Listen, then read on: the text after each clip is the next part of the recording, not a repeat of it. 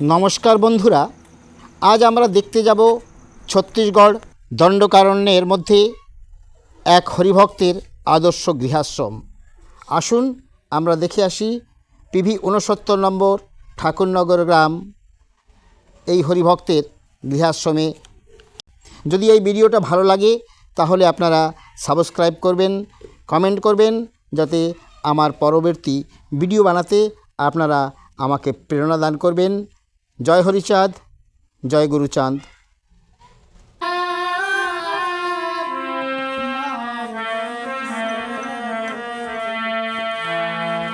আমরা ইতিমধ্যেই পৌঁছে গেছি আমাদের সেই হরিভক্ত সুকুমার গাইন মহোদয়ের বাড়ির দরজার সামনে। শ্রী শ্রী হরিচাঁদ ঠাকুরের যে আদর্শ আমরা বলি যে গারস্থ আশ্রম, আমরা প্রবেশ করছি সেই গারস্থ আশ্রমের এক জ্বলন্ত উদাহরণে।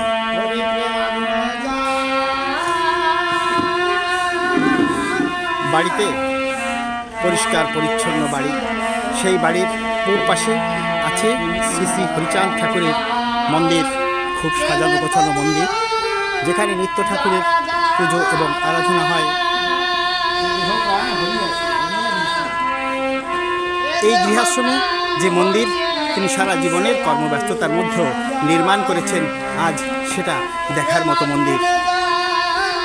দণ্ডকারণ্যের এই জঙ্গলের মধ্যেও আজ সাধু সুকুমার গাইন মহাশয়ের এই বাড়ির মন্দিরে আমরা প্রবেশ করছি। এখানে বসে আছেন শ্রী শ্রী হরিচাঁদ ঠাকুর, মা শান্তি দেবী তার যুবক।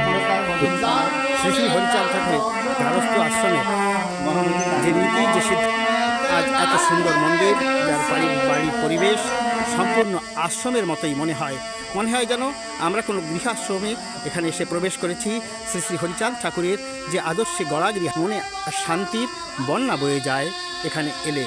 প্রত্যেকটা মানুষ এখানে যারা মনে হয় যেন এই আশ্রমে তারা প্রত্যেকেই সেবায়িত। মন্দিরের সঙ্গেই এই সুকুমার গাইন মহাশয়ের ঘর, সাথে কাঁঠাল গাছে সুন্দর সুন্দর কাঁঠালগুলো। আর পরিবেশের পরিপাটি কেমন করে সাজাতে হয় যদি জানতে হয়, আসতে হবে আমাদের এই গাইন মহাশয়ের বাড়িতে।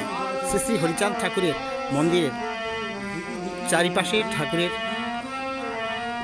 নামের নিশান, সঙ্গে সুন্দর গাছপালা, বাগান, পিছনে মায়েদের স্নান এবং বাইরে যাবার জন্যে তাদের শৌচালয়।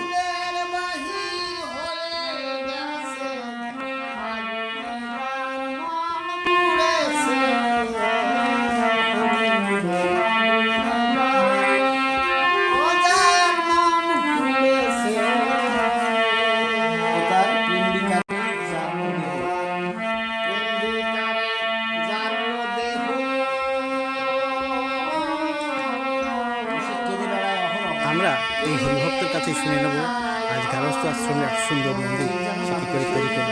দাদা, আপনি একটু বলবেন এই মন্দির এত সুন্দর করে তৈরি করার প্রেরণা আপনাকে কে দিল?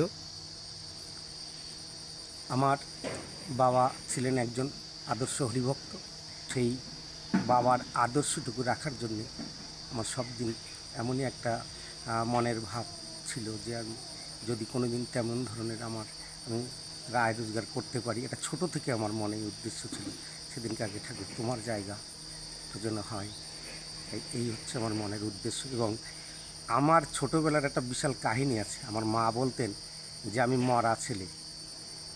আমি যখন শরণার্থীর গণে যখন আসছে তখন আমি নাকি একদম মারা গেছিলাম, আমার মা আমাকে বলতো।